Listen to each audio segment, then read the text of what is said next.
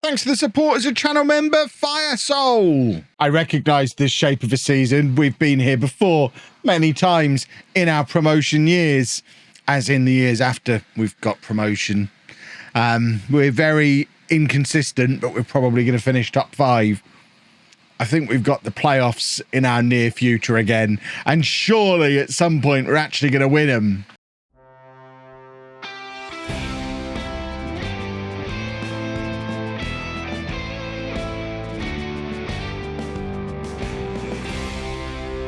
Hello, welcome to part 104 of Bourne in the USA. I'm Kevin. Coming up on today's episode, we have 2 games for you in League One. We're away against St. Louis and Reno. I want to say Reno. It might be Reno. I think it's Reno. I'm sure we've got some American viewers who can clarify the correct pronunciation. I think I've heard Reno said. It's Nevada, isn't it? Reno. I know it from it being mentioned when I used to play a lot of poker. It wouldn't even say the state on here, would it? No, I don't even know why I'm looking. Maybe the ground would show me the state. I wasn't expecting to go. Yeah, there you go, Nevada. I think it's Reno. It's probably Reno. But anyway, since you were last with me, this is what's gone on. As I mentioned in the intro, form is very patchy. We sometimes win, we sometimes lose. We don't draw a lot after that little run of draws that we had. Since then, it's very much been we play really well or really poorly. Lost 4-0 to Memphis, but beat New York Academy 3-0. And it's been quite a lot of that. And all of that means this is what the league table looks like. We are in our traditional 5th place. As you can see, DC Academy absolutely running away with things. Still not lost in their first 16 games. 6 points clear at the top of the league. 8 points clear of 3rd place. Shall we see how their parent club are getting on? See, they're looking like they might get promoted as well. We need Las Vegas, El Paso, Philadelphia, New England. We're cheering all of these teams on. We need DC United to mess up so DC United Academy can't get promoted. We've also got Loudoun United starting to charge up the league table as well after their poor start. If we can exclude both of those from promotion this year like they were last year, it does make things a little bit easier for us. Otherwise, it's looking like the playoffs again. I mean, as a best case scenario, we're only 1 point clear of Tormenta and Charlotte, and we're actually 7 points behind Louisville, who are up in 2nd place at the moment, although Memphis might be the other automatic promotion team. It's also very complicated. Bottom line, we're not even at the halfway point of the season. Let's just keep trying to win football matches, see where we end up. If we end up in the playoffs, we'll win them this time, surely. The game can't keep punishing us, and you never know, the right run of form, anything could happen yet. So this is the team we're sending out there for the St. Louis game. We've got Garcia in goal, a back four of Mitchell, Baron, Glover and Gutierrez, Hoffman and Gentry in midfield, Aguilar and Robinson out wide, Davies and Wright up front. We've had a few fitness and injury issues in that little run of inconsistent games as well. As you can see, Tristan Wright just making his way back into the team. Johnny Walker played in the last game in goal as well because Garcia picked up a slight knock, but Wright has been missing for the last 3 or 4 games. So we've done not too bad considering we've not had our main man up front, and we actually had one match where we didn't have either Wright or Davies available, and we played a front 2 of Johnson and McJanet, which didn't look disastrous. Takada got involved from the bench as well. We've got quite a lot of strikers, some of which have been here quite a long time now, but the only one that really scores prolifically and consistently these days is Tristan Wright. Johnson probably played 3 or 4 games in his little run, and I think he might have scored a penalty, but I don't think he scored one from open play. So I don't think Kevin Johnson is necessarily going to be the goal-scoring phenomenon he was down in League 2 2 years ago, up in League 1 after a year and a half of not really playing very often. I might have to accept that one might be my fault after he scored as many goals as he did. But then let's face it, Tristan Wright was probably worth binning Johnson off for. As we've seen this year, Wright consistently scores at this level as well. So it was with good reason, but still feels a little bit harsh on Kevin Johnson. Robinson now turns and starts to attack Gentry, playing it out to Glover at right back. Can Glover find the cross? In fact, Glover's playing centre back. I don't know why he's out there on the right hand side. That's a lovely ball from Gutierrez. Robinson plays it across to Wright, and there is a 13th goal of the season for Tristan Wright. As mentioned, he's prolific at this level as well. We've missed him while he's not been in the team, and maybe having him back will stop the inconsistency that we've been suffering from. Although, as we already saw from the league table, it's already done quite a bit of damage. Although, as things stand currently, some of that damage seems to be being undone. Although Louisville are actually not playing at the moment, which is why we're narrow. It was a 7-point gap to them, wasn't it? And they're not playing, so I guess that's why it's now down to a 4-point gap with us in the lead. But I think if we're within 6 points of automatic promotion by the halfway point of the season, I think we're definitely in the mix. We're in with a shout. I remember hearing years and years ago, and I think I've talked about this in videos before, I'm not sure which great Liverpool manager it was. It might have been Bill Shankly, it might have been Bob Paisley, but one of them was once quoted as saying that when Liverpool were thoroughly dominant, and I imagine it was probably Paisley, because I think we're talking about the 80s dominance, when Liverpool was super duper dominant and winning the league a load, their kind of game plan for each season was, as long as they got to Christmas and they were within 6 points of the top of the league, they considered themselves to be in a title race. Now, I'm probably completely butchering that to the point where you can never find the original quote if you look for it, but I've kind of always, that's stuck with me. I heard that 20 years ago, and it's always stuck with me. If we keep that to 6 points by the halfway point of the season, then that's we're definitely in the mix. That's not too far away. Once it gets beyond 6 points, it starts to become a tougher task. Not impossible, but a tougher task. And it works the other way as well. If we're 7 points clear at Christmas, you expect to go on and win that league. If it's 6 points, maybe you're going to get caught. You have to keep yourself on your toes.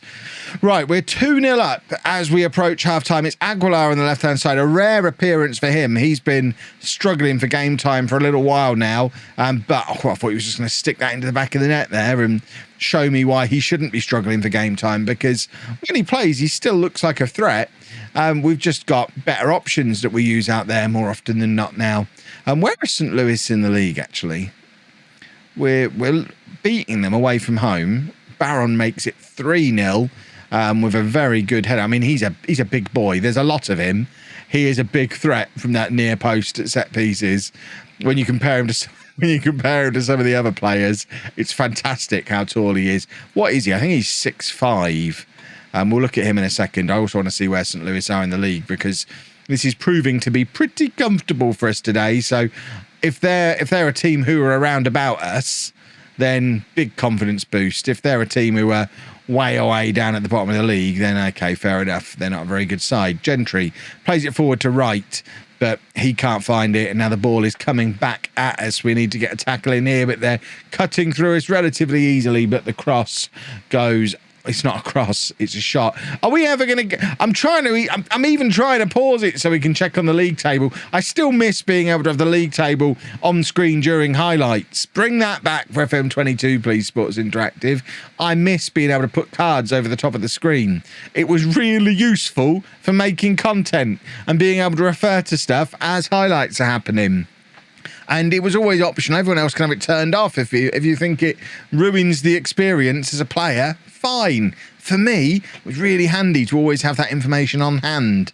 Right, we've paused. St. Louis, down in 18th place. Okay, it's not that impressive. The other thing we wanted to check was Baron. Yeah, Baron is 6'5", which is why he is such a threat from those set pieces, because he's an enormous giant. Memphis, how are they doing? So they're the team we're currently chasing, who I think are playing at the moment. Louisville not playing presumably until later today or maybe tomorrow.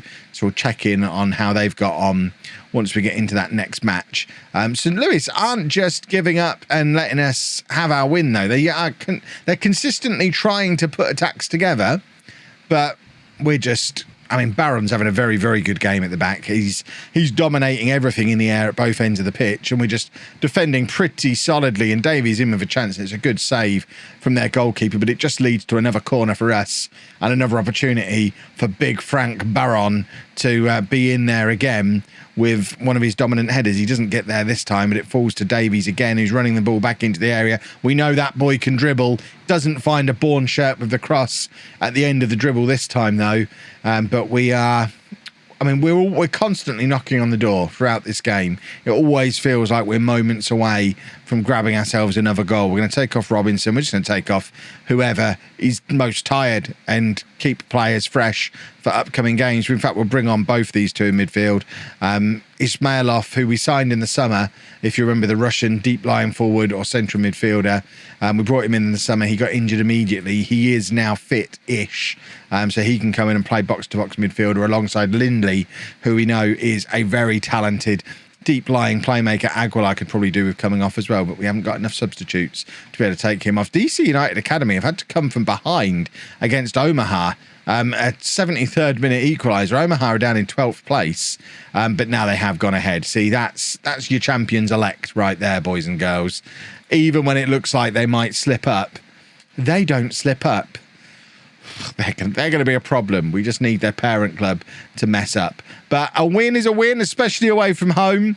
And fingers crossed we can pick up another win in our next match. And like I said at the start, just keep on winning. If we keep on winning, then we've got every opportunity to keep ourselves in this automatic promotion hunt.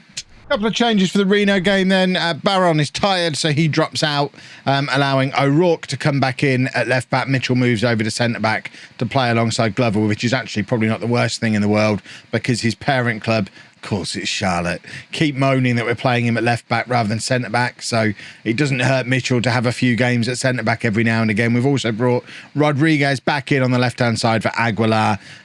Like I said, we've got better options on the left wing now than Aguilar, and that better option is Chris Rodriguez. He is awesome and hopefully proves it again for us today. Pick up where you left off last time out, gentlemen. Did Louisville play in between? It doesn't look like they did. Are they playing today? They are. They're away against the New York City Academy. Memphis are away against Charlotte, who have just taken an early lead, actually, which, although it puts Charlotte above us temporarily, does allow both us and Charlotte to potentially close that gap on Memphis and start to condense things a little bit more at the top of this league. I love the fact that one of the big battles for the season is shaping up to be us against Charlotte. After all those years that we battled Charlotte Academy, it's a lovely sign of the progress that we're making, that we're now competing with the main club. It's probably one of the other Charlottes, as we know. There's about 35 clubs in Charlotte that all have 2 or 3 academies. What an effort from Robinson that comes back off the underside of the bar and unfortunately doesn't cross the line, but he absolutely thundered that towards goal. But it does remain 0-0 as we hit the half-hour point of this game. We've certainly looked the better team so far, though. Once again, DC United Academy going down early on. Cal United they're playing now, who, again, as far as I remember, they're not in the top half of the table, certainly not in the playoff positions at the moment. They're not a team I've noticed, but it does seem to be the thing with DC United. They go down early, but then they keep that unbeaten run going by clawing themselves back into games. It's weird. It's like they can only motivate themselves when they go behind. Davies does really well here. Again, using his excellent dribbling skills, brings the ball down, goes round his man, fires the cross over to Wright, and of course, Wright scores. Cal United down in 10th place, the team that are currently beating the DC United Academy. I mean, that would be perfect. If they lose today, that would be fantastic. I mean, we'd still be 10 points behind them as things stand, but 10 points is better than 12. Maths with Kev. Looks like Louisville have gone ahead in their game as well, so they're 4 points ahead of us as things stand with a game in hand, but Memphis being dragged right back into the mix with us and Charlotte by the game that's going on between those two sides. Rodriguez now looking for the ball over the top for Wright, who brings it down nicely. He's got to go it alone. No one's got up there with him, and he couldn't quite get the ball out from under his feet to get that shot away, and it is straight at the goalkeeper. It looks like Memphis have got back. In fact, they haven't. So, oh no, we scored to go above Charlotte, didn't we? I remember. Remember when we scored? That was good, wasn't it? Do you remember how good it was when we scored?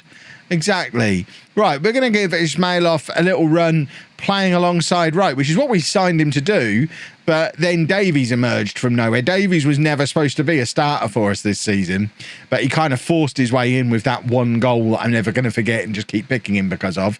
But Ismailov is supposed to be or was when we signed him, supposed to be our second best striker. Robinson and Davies have both gone past him over the course of the season, but let's give him a little look. Playing as a centre forward, we'll bring McJanet on the right hand side, and then Mitchell can come off for Ruiz, who can come in and play at centre back. Just trying to, again, bring off anyone who looks like they're starting to get tired, get them off, keep the players fresh. This is our second game in 4 days. We're playing again at the weekend. Games come thick and fast, and the cup run, I think, is starting at the weekend. I say the cup run. I think it's the cup. Might not be a run, but we've got cup games coming up. Like I mentioned in one of the previous episodes, I'm not going to show you that unless we get into the meaty parts of the cup, because the focus is all on the league this season. But if we get into like the third, fourth round of the Open Cup, then it's certainly something that we'll start to have a little look at later in the season, especially if it starts to become clear we're probably not going to get promoted this year. This is some very scrappy defending from us, and it has led to us conceding a late goal, and this is a long way from ideal. We're going to demand more here. We are a little bit all over the place. I don't think it helps having Ruiz in at the back. He's really a right back, and probably shouldn't have brought him on. Could have brought Barron on, although the reason I didn't is because I'm trying to rest him. We didn't play him because we were resting him. But yeah, we did look a little bit all over the place at the back there, didn't we? Reno have robbed us. I mean, I was going to say they've robbed us of points. We've kind of thrown the points away there. I'm actually going to have a go at the players, though, rather than accepting any responsibility for myself. That's known as the Chapman way. If in doubt, blame other people. And I mean, they're the footballers. We can absolutely blame them for what's just gone on. But that does mean we're still 6 points outside of the automatic promotion spot, so just inside the Bob Paisley rule. But yeah, it's the first round of the Open Cup at the weekend against a team from the Western Premier League, so that should be a relatively easy match, he says. And we'll probably come back sometime around early January, late December. Transfer window will be open. We might be into the third round of the Cup by then, and hopefully we're still in the title, not the title race, the promotion race. Should we check in on DC United in the Championship? Yes! Come on, Las Vegas. They've got 3 games in hand. Come on, Las Vegas. If you've enjoyed that, please make sure you leave a nice big thumbs up on there for me. Subscribe to the channel for daily Football Manager videos. And thank you very much for watching.